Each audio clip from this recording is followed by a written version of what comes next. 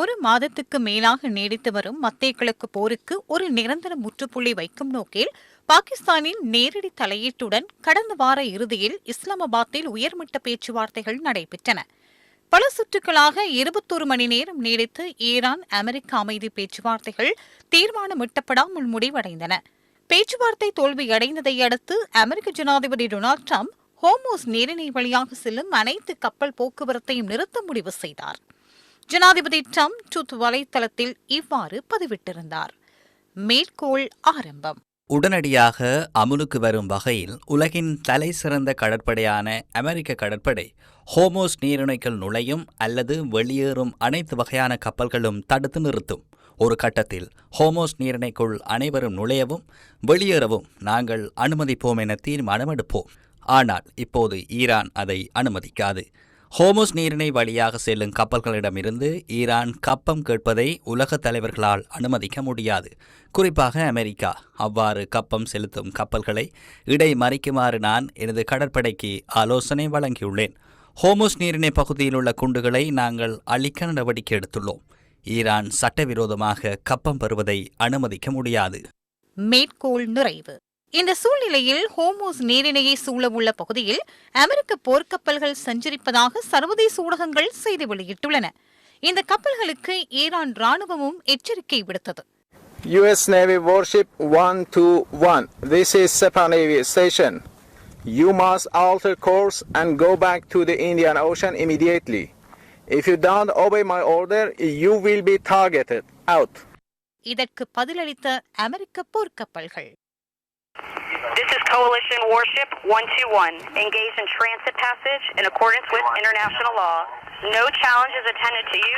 US Navy warship transiting in the vicinity for J report and Oman Sea. This is Sepah Navy. This is Sepah Navy. Last warning, last warning, last warning.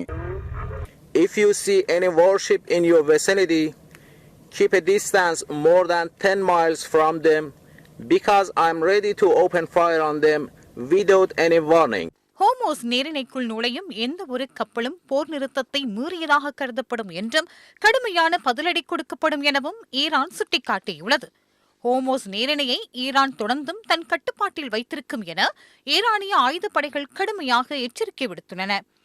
ஈரானிய துறைமுகங்களை America தாக்கினால் பாரசீக வளைகுடா பிராந்தியத்திலோ அல்லது Oman கடலிலோ உள்ள எந்த ஒரு துறைமுகமும் பாதுகாப்பாக இருக்காது என எச்சரிக்கை விடுக்கப்பட்டுள்ளது. இந்த பின்னணியில் இன்றைய இலங்கை நேரப்படி இரவு 7:30 முதல் எந்த ஒரு நாட்டிலும் உள்ள ஈரானிய துறைமுகங்களுக்குள் நுழையும் அல்லது வெளியேறும் கப்பல்களை தடுப்பதாக அமெரிக்க மத்திய கட்டளை பிரிவு நேற்று அறிவித்தது. ஹோர்முஸ் நீரிணையின் செயற்பாடு முறையாக இடம்பெறுகின்றது. போர் நிறுத்தம் இன்னும் அமுலில் உள்ளதா?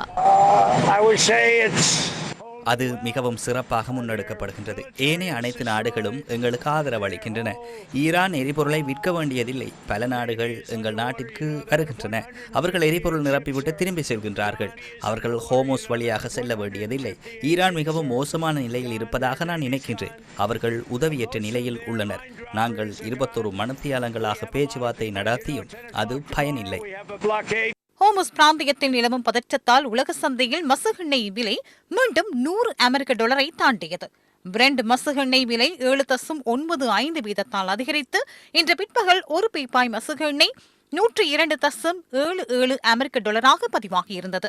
WTI அல்லது வெஸ்ட் டெக்சஸ் இன்டர்மீடியட் மசகு எண்ணெய் விலை 8.32 வீதத்தால் அதிகரித்து இன்று பிற்பகல் ஒரு பீப்பாய் மசகு எண்ணெய் $104.60 பதிவாகியிருந்தது. இதேவேளை பாகிஸ்தானில் அமைதி பேச்சுவார்த்தைகள் தோல்வியடைந்ததை அடுத்து அமெரிக்க ஜனாதிபதி டொனால்டு டிரம்ப் மீண்டும் ஈரானுக்கு எதிராக வான்வழி தாக்குதல்களை ஆரம்பிப்பது குறித்து பரிசீலித்து வருவதாக சர்வதேச ஊடகங்கள் செய்தி வெளியிட்டுள்ளன. இது தற்போது அறிவிக்கப்பட்டுள்ள கடல்வழி தடைக்கு மேலதிகமாக அறிவிக்கப்பட்டுள்ளது. ஈரானின் அச்சுறுத்தலான நடவடிக்கைகளை முடிவுக்கு கொண்டுவர தேவையான எந்த ஒரு நடவடிக்கைகளையும் எடுக்க ஜனாதிபதி டிரம்ப் தயாராக இருப்பதாக வெளிமாளிகை பேச்சாளர் ஆலிவியா வெல்ஸ் தெரிவித்துள்ளார். இருப்பினும் ஈரானிய துறைமுகங்களுக்கு இடையூறு ஏற்படுவதை தடுப்பதற்கான அமெரிக்காவின் ராணுவ நடவடிக்கையில் பிரித்தானியா பங்கேற்காது என பிரதமர் கீர் ஸ்டாமர் தெரிவித்துள்ளார். பிரித்தானியாவின் கவனம் ஹோர்முஸ் நீரிணை திறப்பதில் உள்ளது எனவும் எரிசக்தி விலைகளை விரைவாக குறைக்க இதுவே ஒரே வழி என்றும் அவர் வலியுறுத்தியுள்ளார். இந்த சூழலில் மெரின் டெரிஃப் தரவுகளின்படி இதுவரை 4 கப்பல்கள் இந்த நீர்வழி பாதையை கடந்துள்ளதுடன் அவை எண்ணெய், எரிவாயு அல்லது ரசாயன பொருட்களை ஏற்றிச் செல்லும் கப்பல்கள் என அடையாளம் காணப்பட்டுள்ளன. இதுவரை கடந்து சென்ற 4 கப்பல்களில் எதுவும் ஈரானிய துறைமுகங்களுக்கு செல்லவோ அல்லது அங்கிருந்து வரவோ இல்லை என்பதுடன் அவற்றுடன் ஈரானுக்கு நேரடி தொடர்பு எதுவும் இல்லை என்பதும் குறிப்பிடத்தக்கது. மத்திய கிழக்கில் நிலவும் யுத்த நெருக்கடிக்கு மத்தியில் வரலாற்றில் அமெரிக்காவைச் சேர்ந்த முதல் பரிசுத்த பாப்பரசரான 14ஆம் லியோ தொடர்பில் அமெரிக்க ஜனாதிபதி டொனால்டு டிரம்ப் வெளியிட்ட கருத்துக்கள் பெரும் பரபரப்பை ஏற்படுத்தியுள்ளன. பரிசுத்த பாப்பரசர் குற்றங்களை விரும்புபவர் எனவும் அவர் சரியாக செயற்படுவதில்லை எனவும் டிரம்ப் குற்றம் சுமத்தியுள்ளார். மத்திய கிழக்கு யுத்த சூழல் தொடர்பில் பரிசுத்த பாப்பரசர் வெளியிட்ட கருத்துக்களுக்கு பதிலளிக்கும் வகையிலேயே டிரம்ப் இதனை தெரிவித்தார். தனது ட்ரூத் சமூக வலைதளத்திலும் பரிசுத்த பாப்பரசரை டிரம்ப் கடுமையாக விமர்சித்துள்ளார். அவர் மிக சிறப்பாக செயற்படுகிறார் என நான் நினைக்கவில்லை. அவர் குற்றங்களை விரும்புகின்றார். அவர் எம்மை குற்றம் சாட்டியுள்ளார் என நினைக்கின்றேன். அணு ஆயுதங்களை தயாரிப்பது சரியானது என தெரிவிக்கும் பரிசுத்த பாப்பரசரை நாம் விரும்பவில்லை. அல்லது நகரங்களில் குற்றங்கள் நடப்பது எவ்வித பிரச்சனையும் இல்லை என நினைக்கும் ஒரு பரிசுத்த பாப்பரசரை நாம் விரும்பவில்லை. பரிசுத்த பாப்பரசர் ஒரு தாராளவாத கொள்கையுடையவர் எனவும் அவர் குற்றங்களை தடுப்பதில் நம்பிக்கை இல்லாதவர். உலகையே அளிக்கக்கூடிய அணு ஆயுதங்களை கொண்ட நாடுகளுடன் நாம் மென்மையாக நடந்து கொள்ளக்கூடாது என்பதை அவர் புரிந்து கொள்ளவில்லை. நான் இப்போது பாப்பரசர் லியோவின் அபிமானி அல்ல.